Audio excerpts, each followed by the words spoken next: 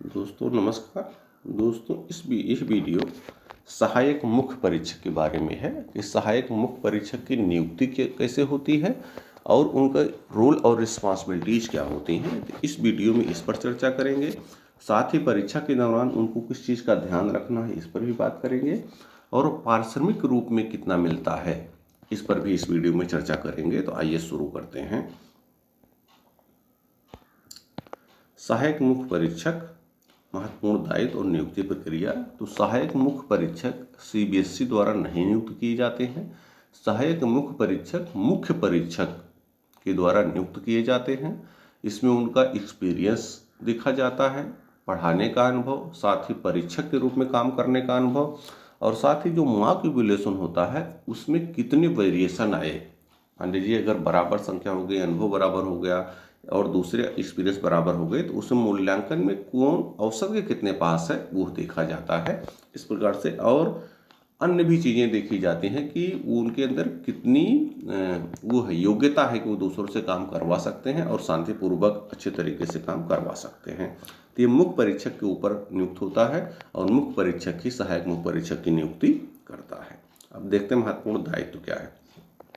महत्वपूर्ण दायित्व नंबर 1 है परीक्षकों की कापियों को देखना। तो जब आप सहायक मुख्य परीक्षक बन जाएंगे तो आपके साथ कुछ परीक्षक जुड़े होंगे। सीबीएसई ने हालांकि ये संख्या 4 निर्धारित कर रखी है। हो सकता है 4 हो या हो सकता है 3 भी हो या जितनी भी संख्या है वो परीक्षक आपके साथ जुड़ जाएंगे। उनकी कापियों को कम से कम 20% कापियों को चेक करना होता है। तो आप उनकी कापियों को चेक करेंगे। साथ ही कोई और उनको समस्या आ रही है तो उनको भी दूर करने का प्रयास आप करेंगे। दूसरा, परीक्षकों को कापी देना तथा प्राप्त करना। आपके साथ जो परीक्षक जुड़ जाते हैं आपका काम है कि उनको समय से कॉपियां आप प्रदान कर दें और साथ ही शाम को जब वो जाएं तो उनकी कापियों को प्राप्त करके पुनः सुरक्षित अलमीरा में रखवा दें ताकि कापी किसी प्रकार का नुकसान ना हो और कापियां सुरक्षित रहें। परीक्षकों की सहायता करना। तीसरा काम है परीक्षक जब मूल्यांकन काम होता है तब परीक्षकों को समस्याएं आती हैं तो आपके साथ जो परीक्षक जुड़े हुए हैं आपकी जिम्मेदारी है उन परीक्षकों की कापियों को अच्छे से देखना ताकि जो कमी परीक्षक से रह गई है वह कमी दूर हो जाए और कॉपी में मूल्यांकन के दौरान होने वाली किसी प्रकार की कमी नहीं रह जाए। चौथा काम है मुख्य परीक्षक की सहायता करना। क्योंकि मुख्य परीक्षक और सहायक मुख्य परीक्षक का काम है कि कापियों को अच्छी तरीके से जांच करवाना, चेक करवाना। तो आप मुख्य परीक्षक अगर आपको अन्य कोई जिम्मेदारी देते हैं तो आपको उनकी भी सहायता करनी है। कोऑर्डिनेशन कार्य देखना। आपके परीक्षक जो कापियां चेक कर ले रहे हैं कोशिश कीजिए आप देखिए चूँकि परीक्षक अपने मूल्यांकन में लगे होते हैं, आपके पास थोड़ा समय होता है तो आप देखें उनकी कापियां समय से कोऑर्डिनेट हो जाएं और कोऑर्डिनेट के बाद ताकि वो पुनः अपलोड हो जाएं, ये भी देखना काम है। और जो प्राप्तांक परीक्षक ने दिया है वही अपलोड हो रहा है कि नहीं ये इसको भी थोड़ा ध्यान से देखना है। अपलोड के बाद बंडल को ठीक से रखवाना। क्योंकि एचई मुख्य परीक्षक और सहायक मुख्य परीक्षक यही दोनों लोग कापियों को सुरक्षित रखने के लिए मूल्यांकन के लिए जिम्मेदार होते हैं। तो अगर कोई बंडल अपलोड हो गया नंबर और तो अगर कापियों का नंबर अपलोड हो गया तो उसको उस बंडल में रखवाएं, वायरलेस उसमें रखवाएं और कोशिश करें उसको समय से सील करवा करके सुरक्षित रखवा दें।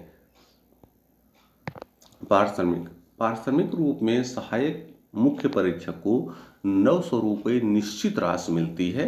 क्योंकि यहाँ पर कापियों के हिसाब से नहीं मिलता है, पारिश्रमिक निश्चित है। उतना पैसा आपको एक दिन का मिलेगा 900 रुपये।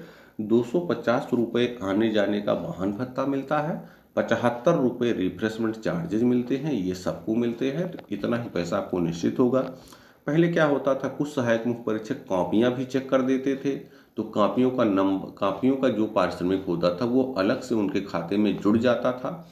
लेकिन पिछली बार से यह देखा गया, पिछली बार ये समस्या आई थी कि कुछ सहायक मुख्य परीक्षकों ने कापियाँ तो चेक कर डाली। जैसे मेरा अपना अनुभव है कि एक हमारे साथ जो जुड़े हुए थे पिछली बार, कुछ लोग उसमें 100 कापियाँ चेक कर डाले तो उस हिसाब से उनको और पैसे मिलने थे।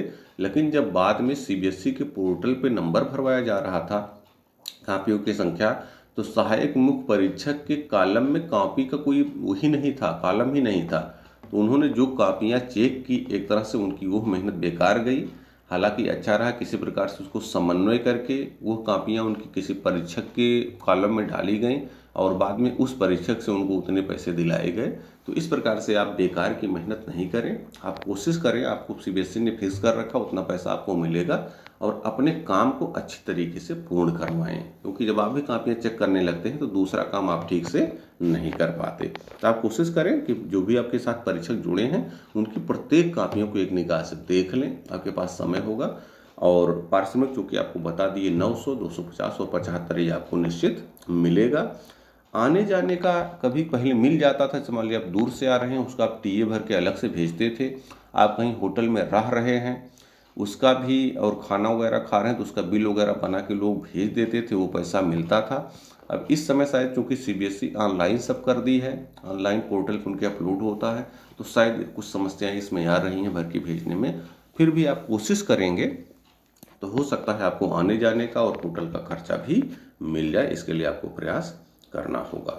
इस प्रकार से इस वीडियो में सहायक मुख्य परीक्षक के दायित्व जो हैं, उनका रोल क्या है, रिस्पॉन्सिबिलिटीज़ क्या हैं, इसको बताने का पूरा प्रयास किए हैं। फिर भी अगर कुछ चीज़ें रह गई हैं आप कमेंट कीजिए, मैं कोशिश करूँगा कि आपकी उस समस्या का समाधान करूँ। और बहुत बहुत धन्यवाद।